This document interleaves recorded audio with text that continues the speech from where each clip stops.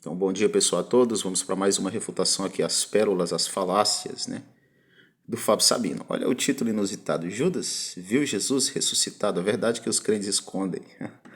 É um sensacionalismo sem medida. Mas enfim, né? Ele vai dizer que a aula de hoje, o vídeo foi gravado há poucos dias atrás, é sobre o fato de uma contradição bíblica ali entre o que Paulo vai dizer em 1 Coríntios 15, versículo 5 e a narrativa dos evangelhos.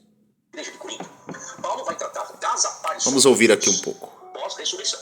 Então Jesus ressuscita, e aí Paulo vai descrever que Jesus começa a aparecer ressuscitado para fulano, para ciclano, para Beltrano, e por último sobra até para Paulo, o qual Paulo diz que Jesus apareceu para ele depois da ressurreição. Tá? Só que existe um detalhe interessante nesse conteúdo de Paulo. Aí a questão é, Judas estava vivo quando Jesus ressuscitou? Se os evangelhos colocarem, se os evangelhos colocarem que não, e um escritor, o qual foi canonizado na Bíblia, e colocarem que sim, então existe uma contradição. Logo, não deveria existir contradição para aqueles que dizem e afirmam que a Bíblia... Deixa eu adiantar um pouco aqui. Então, nós diz Atos assim. E quando dizia isso, vendo eles... Em que consiste aqui a suposta contradição argumentada, né, proposta pelo Sabino? Ele diz que em 1 Coríntios 15, 5, o próprio texto está aqui, ó, que foi visto por Pedro e depois pelos 12. Cefas é Pedro. E depois pelos 12. Bem, de forma resumida, porque o vídeo dele aqui é 39 minutos, é um vídeo mais longo, eu prefiro, até por uma questão de praticidade também e tempo, refutar de modo mais objetivo a matriz dos seus argumentos, né? A parte essencial em que consiste os argumentos do Sabino. Então não tem necessidade de analisar o vídeo todo, uma vez que você pode refutar aquilo que realmente sustentaria o argumento dele, ou seja, a essência da sua retórica. Ele diz que esses 12, Judas estava incluído ali, 1 Coríntios 15, versículo 5, para quem Jesus apareceu ressurreto. O contexto de 1 Coríntios 15, de fato, é ressurreição. Jesus não só apareceu para os 12, mas também para um grupo de 500 irmãos, de acordo com o mesmo texto. Aí. Porém, o detalhe é que parece não, pessoal, gnósticos, céticos, ateus aí, não se atentam à cronologia histórica do texto. Embora 1 Coríntios 15 tenha sido escrito provavelmente antes de Atos, a sua narrativa não. A narrativa de Atos é mais antiga, narrativa histórica. O que eu quero dizer com isso? É que quando Paulo escreveu 1 Coríntios 15, ele já tinha total acesso e conhecimento e ciência de que Matias fora escolhido pelo próprio Deus para compor o número do 12º apóstolo, porque Judas se desviou indo para o seu próprio destino. Está no próprio texto de Atos, capítulo 1, que ele citou aí. Agora, o interessante, eu vou ler apenas uma parte do versículo, do contexto, que diz, Atos 1, 22. Atos 1, 21. É necessário, pois, dos que acompanham a nós desde o tempo no qual entrou e saiu dentre nós o Senhor Jesus, começando desde o batismo de João até o dia em que foi recebido e elevado nos céus, é necessário que um deles se torne testemunha da ressurreição juntamente conosco. Apresentaram então 2, José, chamado Bársabas, que era chamado de Justo, e Matias, e orando disseram, Tu, Senhor, conhecedor do coração de todos, indica qual escolhestes destes para tomar o lugar e serviço e apostolado que Judas se desviou para ir para o seu próprio lugar. E lançaram sorte sobre eles e caiu sobre Matias, e foi contado com os 11 apóstolos. Foi contado. Paulo tinha total conhecimento disso, pessoal. Deixa de ser inocente. Quando ele escreve 1 Coríntios 15 e fala que Jesus apareceu ressurreto para um grupo de 12, ele está incluindo já Matias. Por quê? Porque Paulo escreveu anos depois desse fato histórico aqui. Paulo sabia muito bem que Matias foi escolhido pelo próprio Senhor para ser a 12ª testemunha da ressurreição, para compor o número dos apóstolos. Aí o Sabino, em dado momento aqui do seu vídeo, argumenta, ele quer endossar que Matias foi escolhido aqui, de fato, após a ascensão, e portanto não poderia ser ele uma das 12 testemunhas. Ora, Atos capítulo 1, o próprio texto que ele usou, Atos 1, de 12 a 15, diz que foram 120 discípulos que estavam ali reunidos no cenáculo e que tinham acabado de vir do Monte das Oliveiras, ou seja, tinham acabado de presenciar, contemplar a ascensão do Senhor.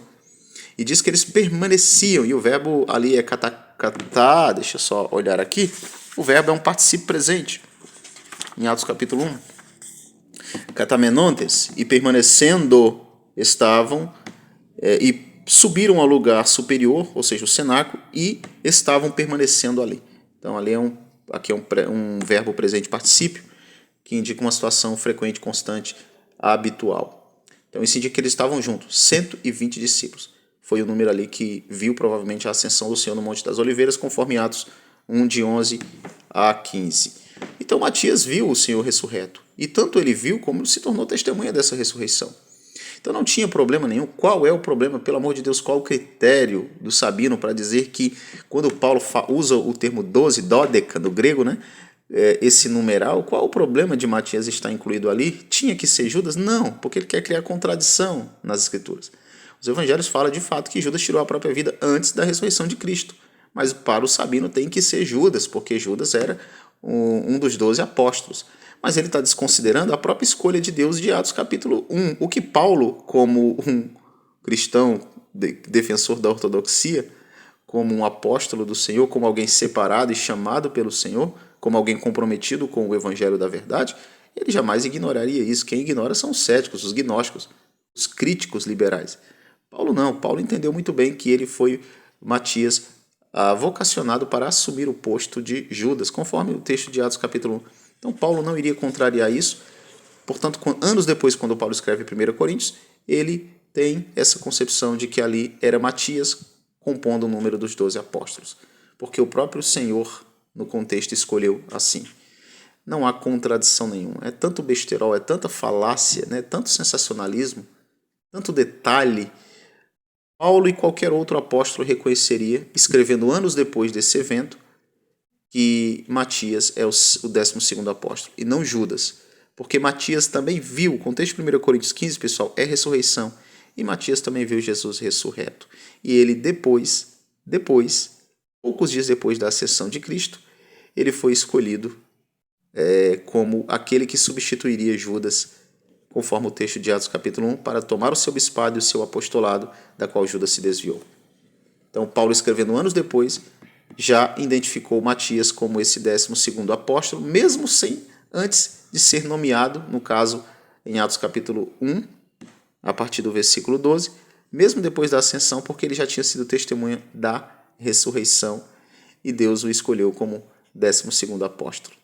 Lembre-se que 1 Coríntios 15 foi escrito muitos anos depois dessa narrativa histórica de Atos, capítulo 1. Não o texto de Atos, a escrita, a transcrição, não.